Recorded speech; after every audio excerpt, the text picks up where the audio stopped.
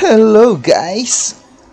So I've heard that they will be giving up a new change class ticket again soon.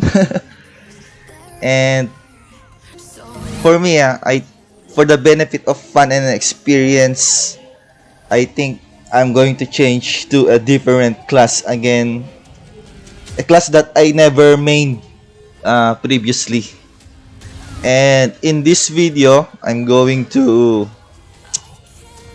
um, give my opinion if you're an F2P or a mild spender, which class you should pick if you have that competitive mindset.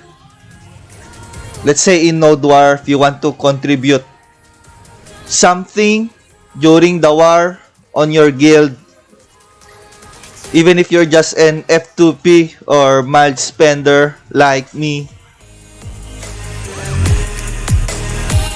Okay, so right now, summary is that I'm a Void Knight and during Node War, I contribute by diving the enemy base. So I don't contribute by killing. That's just impossible as an F2P or mild spender. Okay, so here it is. So now I'm going to discuss about utility classes that I can recommend for all F2P and mild spenders out there. So first things first, in general, play with a class that you think you will enjoy or will have fun playing it. But if you have that competitive mindset, that means being able to contribute or play special role during Node War. In my opinion, it is important to pick classes that specializes on such roles.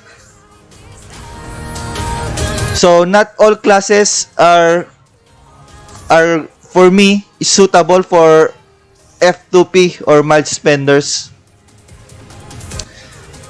Then the next statement is that let's be honest here, you will never ever win with a whale player in terms of firepower or killing potential impact on the field. So this one is a realization that all F2P and mild spenders need to accept, because it saddens me or it's laughable for me to see in my comment section sometimes that they're claiming that they're F2P but they have high farm rate killing during Node War. Oh, come on.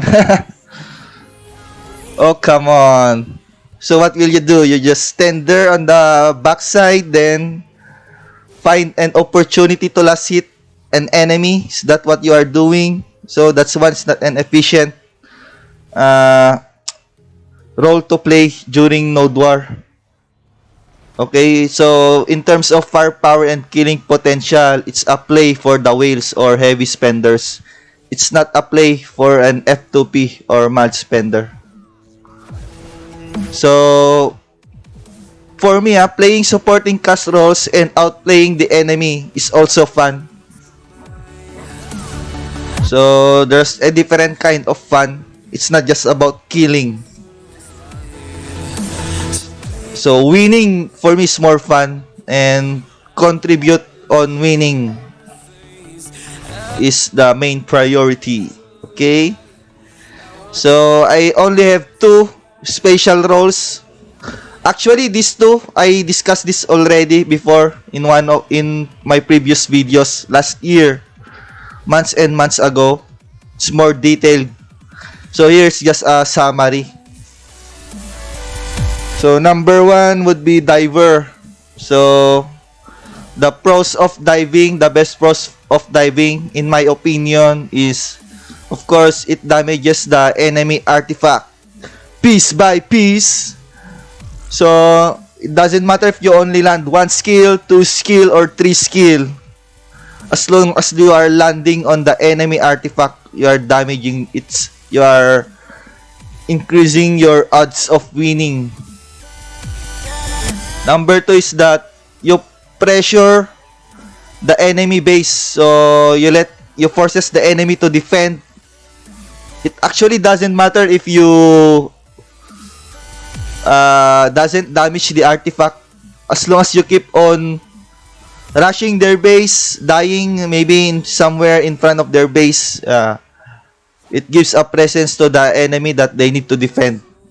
And the best case scenario is that if they put some of their strong members just to defend. So that's your best case scenario. Number 2 is delaying tactics. So this one is I always laugh at this one. Whenever I dive, there are some players who just keep on will just keep on following me. They will keep on chasing me all the way back to their base. And the best case scenario if one of their like what I said, best case scenario, if a lot of those enemies will chase you all the way back to their base. So instead of them trying to push or do some objectives on the field, they will chase you. It's like they are very hungry for some kills. Especially if the one who's chasing you are higher CP than you. So you're taking out a lot of their firepower on the field. So how foolish was that, right? Number 2 is grab defenders. So for me, this was the kryptonite for divers.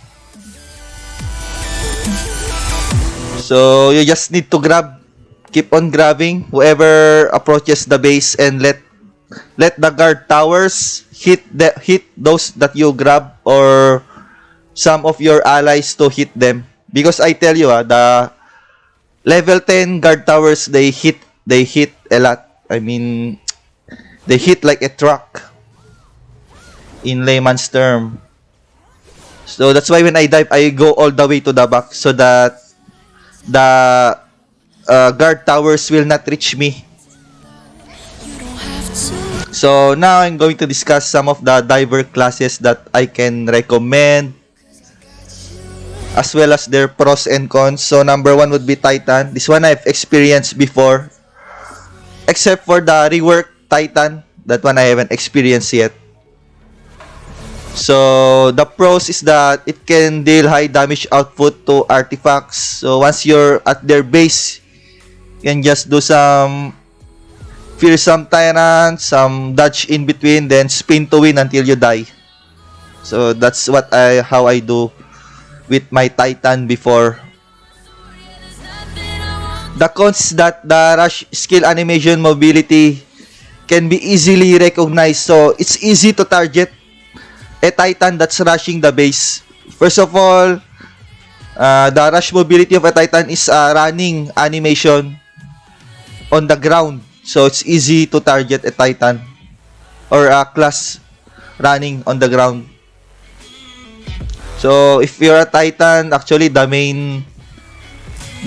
main challenge is to pass through enemies, because they will easily recognize you.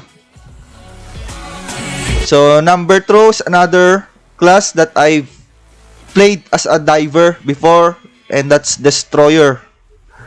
So pros, higher survivability inside the enemy base due to extra dodge, which is the fire bomb. Okay, so if I can open, first let me open my Titan first.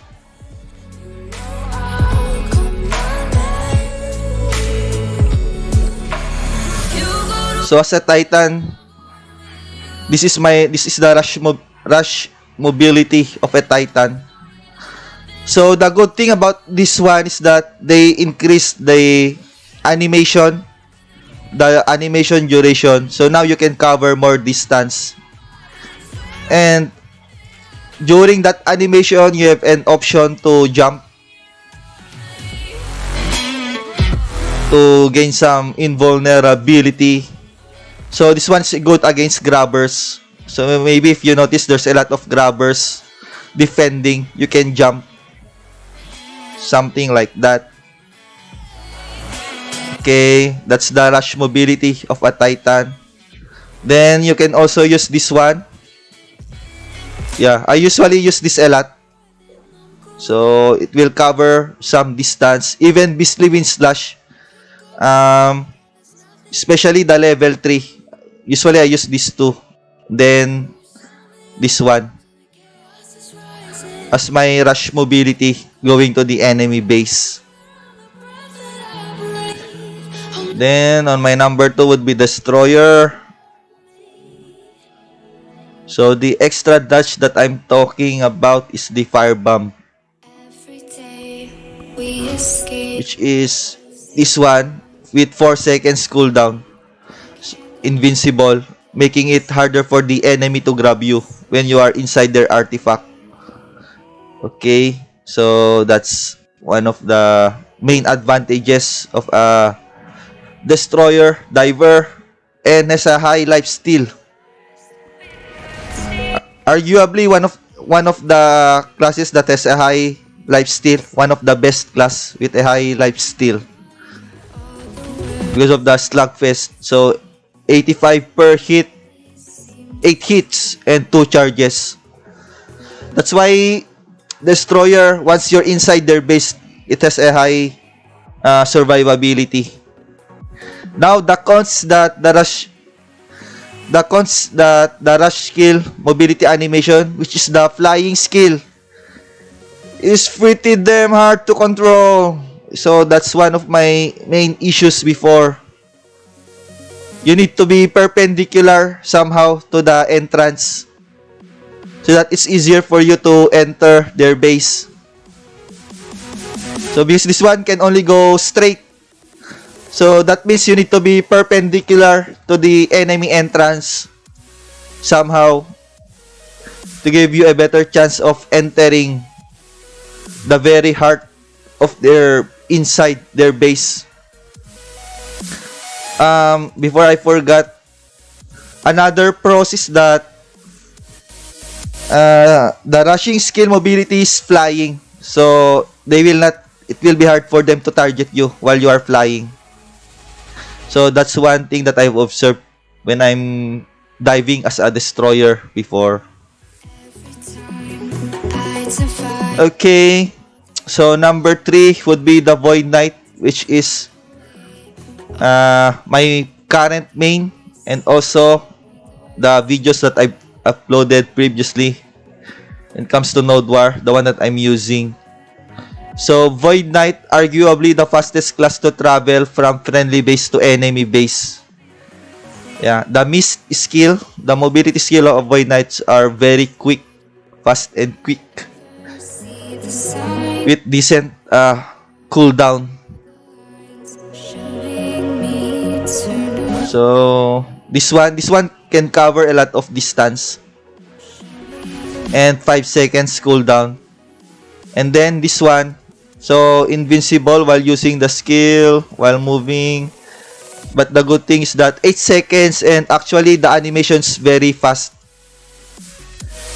It's like you're in a turbo mode while you're using this skill. See?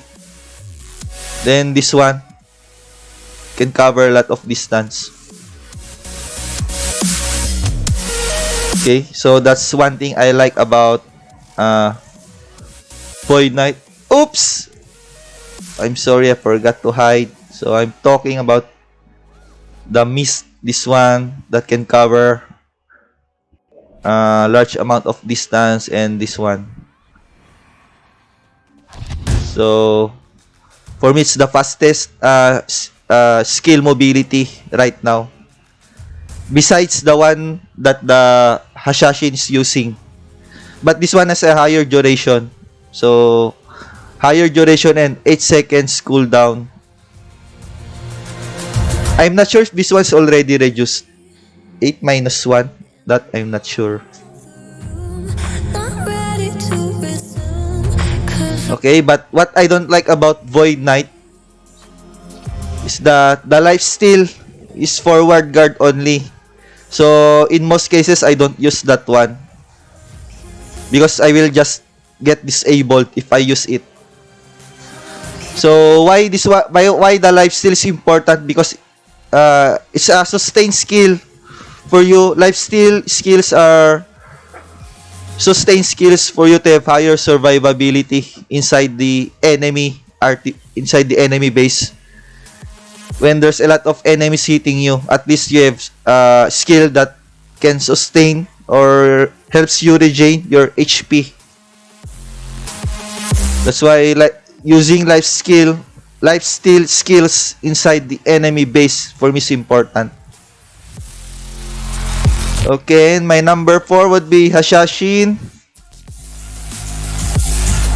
So pros, arguably the hardest class to grab. So if you check the Hashashin skills, so Hashashin is the hardest class to grab in rank arena, normal arena, and in group wars. So why I say that? The mobility skill is an invincible.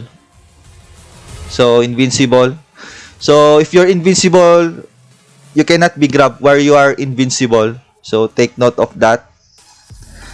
Cooldown 10 seconds, and once you attain level 2, so minus 2 seconds, it will become 8 seconds. It will become same cooldown duration like that of the Void Knight. But this one as a shorter animation duration. See?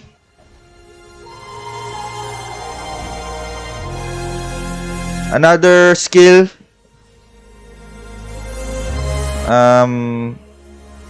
where's that one? This one. So cannot be grabbed while jumping. Another skill that you can use inside the enemy base while you're damaging their artifact. So if this one is 2 charges, so while you're using the skill, they will not be able to grab you. That's why it's hard to grab and Hashashin in rank arena. Might as well during node war or group wars. Right? Oh shit, I forgot to close the notepad again. Sorry, so here's that. Another recap. Invincibility. Invincible, they cannot grab you. 8 seconds cooldown. This is the rush animation or mobility skill of an Hashashin. And then the one that you can use for damaging the artifact is this one. So 2 charges, and while you're jumping, you will not be grabbed.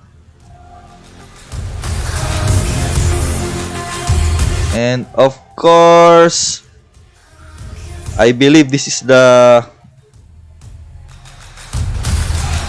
I don't know, the lifesteal of Hashashin.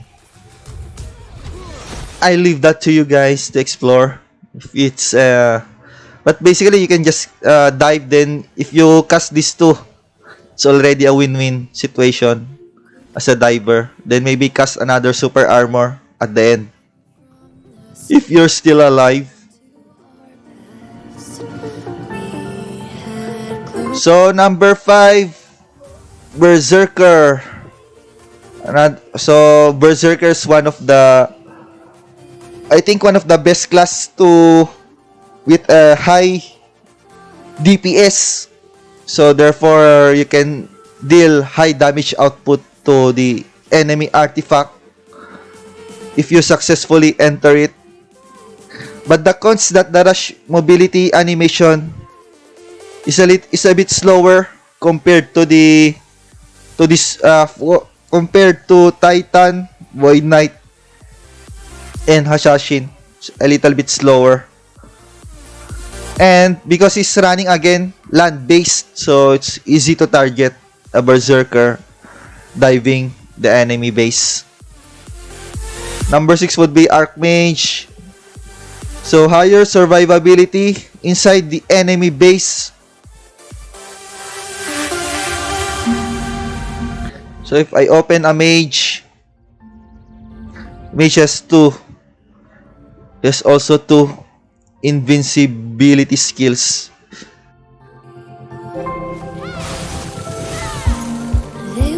So this one, So this one is the rush mobility skill of the mage. The mage can teleport, then he can use this one, another invincibility. So before this one is less effective right now, the ice one, because it will auto break in just a few seconds. But still, it's still invincibility. So that's still a good thing. Invincible. Another invincible is this one. So it's quite harder to dive right now as a mage, but I personally believe still effective to dive because of the fact that he has two invincible skills. Invincible skills. Cons is that the rush skill mobility or running animation is a bit slower. Yeah, so the rush skill mobility is a bit slower also, like the berserker, which is this one. And so that one's a very slow animation. Okay. And other speculative divers, in my opinion, are Raven, Grandmaster, and Windwalker. So if we can just have a quick look on them. So Raven, because the jump skill of a Raven has 2 charges, and you can control it to go backflip, moving forward. This one, so if you have 2 charges of this skill, you can cover some distances. And this one, you can have 2 charges of that skill as well.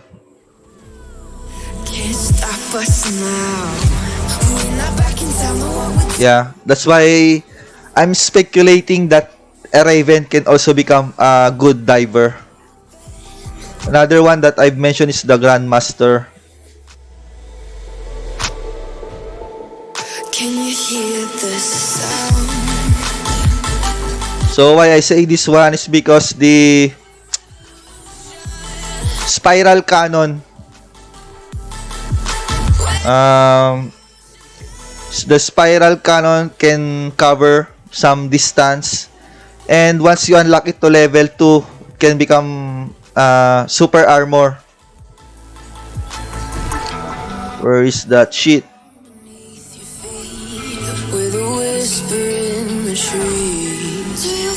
So this one, so you see, you can cover some distance. And then this one as well, the knee hammer. The knee hammer is 3 hits. So if you use it while running, you can cover a decent amount of distance. And invincible, that's the best thing about it. Invincible while you're using it while moving. Okay, I think this is the 3rd hit. Yeah, so the 3rd hit, invincible. And also the hell sweep. The hell sweep also can cover some distance. Oh, you can do hell sweep, spiral, then knee hammer, then just keep on running again. So basically, you only use this one if you see enemies approaching you, or yeah, something like that. If you notice how I dive, I use my skills only when there's when an enemy is approaching in front of me, so that I'll be on a super armor state or invincible state while they're attacking me, so that they can disable me. So that's the important thing there. Another speculative diver, in my opinion, is the Windwalker, because of this one. So this one is 2 hits, but if you level up this one, it can become 3. See?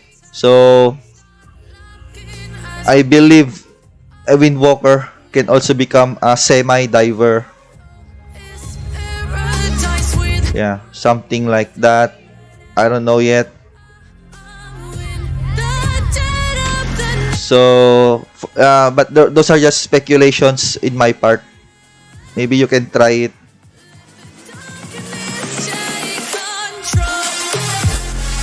And then the other roles is the grab defenders. So,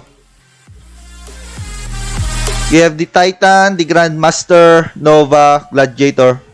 Basically, I just listed those with a little bit higher grab animation, especially the Titan and the Nova. So, the one with the highest grab animation right now is the Titan, followed by the Nova, and then followed by the Gladiator, then Grandmaster, I think. So, these four I recommend as a grab defender.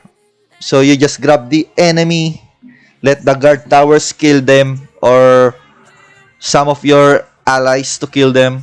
So, if you can see, I didn't recommend Windwalker or Valk because their grabs are very quick animation. As a grab defender, you want a long animation grab. Therefore, more time for the guard towers to hit the enemy, or more time for your allies to hit the enemy that you grab. Right? I believe Summoner also has a grab skill. I haven't played Summoner yet in Ranked Arena, or I mean in normal arena. So I don't know. But then there's another factor in Node War or Siege War, and that's the Watcha and Cannons. So if you insist of playing a different class besides those that I've mentioned, and you're an F2P or mild spender, you have a low CP, maybe you can somehow find a place playing these other factors here. But if you're a whale, I think you're if there's a whale, maybe you can just send him on the Watcha. The Watcha is still a whale's game. The Watcha control still a whale's game. Maybe on the Cannons, you can find a spot on the Cannons. Yeah, something like that. So, to end this video, let's say me, Void Knight, my CP right now is 15.8k. So right now, this CP, I'm playing on a tier 2 nodes right now. This one's still viable on diving. This CP still good in diving on tier 2 nodes. Because tier 2 nodes, you'll have 17 to 20k CP players, and 15k and above still good. Below this one, I think you need to be a grab defender when it comes to tier 2 nodes. Something like that. Depends on the opponent. If let's say the opponent has a lot of 17 to 18k or 19k CP players, then you need to be a defender. I'm not sure with tier 1. Maybe tier 1 nodes you just lower the requirements. Tier 3 nodes, I'm not sure. I believe in tier 3 nodes you need to be 17k at least to become a good diver. To have an impact as a diver. Below that, I don't think will be a good idea to dive on a tier 3 node war. Okay. So, let's say, what if I'm a 5.8k and I'm a Phantasm, which we all know is a killer class, a DPS class. Will I be able to contribute a lot? In my opinion, I don't think so. Yeah, especially if I face up with higher CP players. So what will I do? I'll just last hit the enemy and pretend that I gain some farm kills. That's a crazy idea. That's a stupid idea, in my opinion. So I'll just become a utility class as a Void Knight. and I can piss off the enemy. I can uh, keep on pressuring the enemy base. Okay, that one I can play better as an F2P or match spender. I can troll their base. I can troll some of their players in chasing me. So that one for me is more effective. So that's it, guys. That's my opinion. So you learn something from it. Maybe you can just follow it. If not, then still okay. These are just my opinions. Thank you for watching. Bye bye.